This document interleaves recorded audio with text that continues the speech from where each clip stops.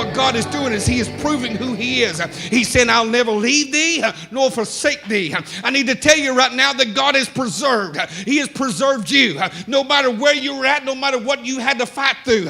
Some of you showed up here tonight and it might have been like World War III at work. Maybe your house was busted and disgusted tonight. Maybe you showed up wondering, why in the world am I even getting in my car and driving to church? I don't know who I'm talking to tonight, but maybe you had one of those weeks, one of those months, maybe one of those 3 months that it seems like everything that you try to do, the enemy has come against you and tore everything up. I need to tell somebody tonight, you've got an identity inside of God that when God begins to move on your life, he knows exactly where you are and he's predestined you. You are predestined. Listen, you got to see God's plan. Quit looking at everything else out there that's coming against all your life. Quit looking at the hurts and the pains and the discouragements. Quit looking at those places in your life and just know that God has predestined. Yes, there might be a little bit of pain, but God is going to move you through the pain. He's going to cause that inside of pain, he's going to birth one of the greatest things and blessings in your life that is to ever come. I need to tell somebody that God has already got you marked. He's already got you in his plans. He's already put his thumbprint on you. He's already said that you are his. Now you just got to believe it and know it and see it. It's so easy sometimes just to forget. You know, me and Annie was talking, we was kind of reminiscing back when we first got married. You know, when we was young and good looking. Praise God. And we was talking about one day, I was talking about, man, my favorite meal was cheeseburger, hamburger helper, and Jiffy cornbread. Whew. Man, I feel God all in that. Cheeseburger, hamburger helper, Jiffy cornbread, and some best choice corn. I would come home sometimes and I could smell it. Man, I'd take that cornbread and I'd crumble up in my cheeseburger or hamburger helper, and then I would take my corn and I would throw it in. Oh, I can't forget about the instant mashed potatoes. My God. I mean, right out of a box. How in the world could God be that good? Praise God. You just pour it into a bowl and put, my God. I mean, and just mix it all together and throw it in, and then just sit down, praise God, on a Monday night and watch WWE. Woo. But I also remember some of those days when I would come home and I would walk in the door and flip on the light and the electric wouldn't be on. And I would say, Anna, I'm in here. Did our electric get shut off?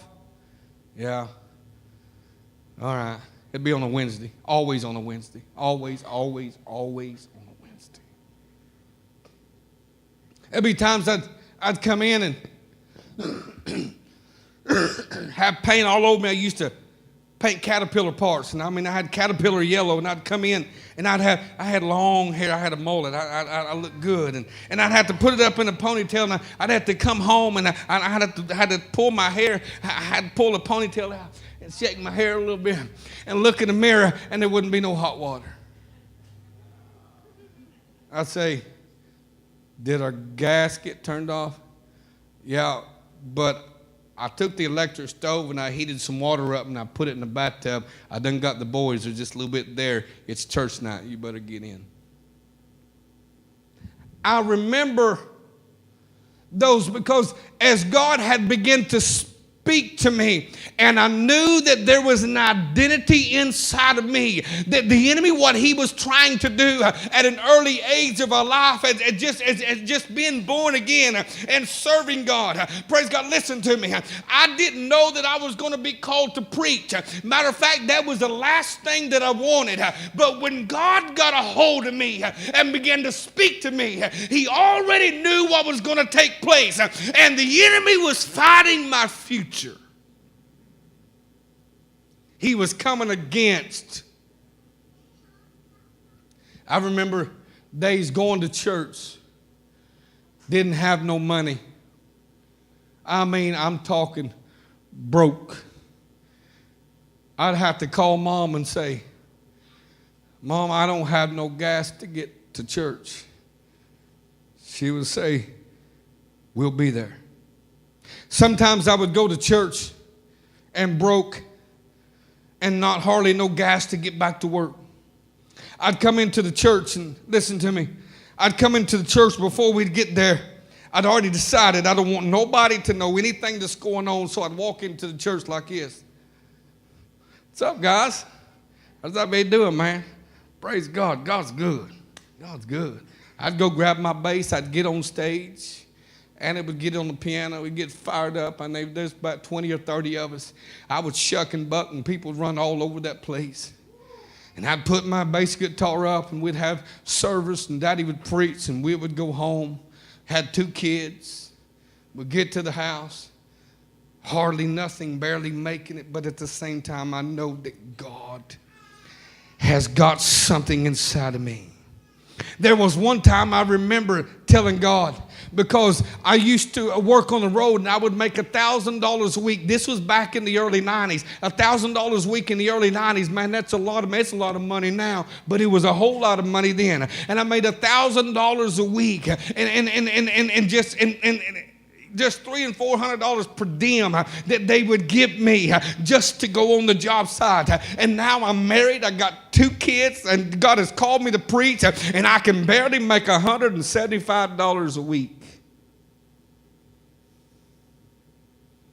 I remember that I had to find myself in God.